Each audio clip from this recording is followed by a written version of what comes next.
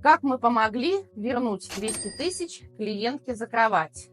К нам обратилась клиентка, которая приобрела в торговом доме кровать стоимостью 102 тысячи рублей. Кровать оказалась некачественной, что показала независимая экспертиза, которую она провела. Стоимость экспертизы составляла 14 тысяч рублей.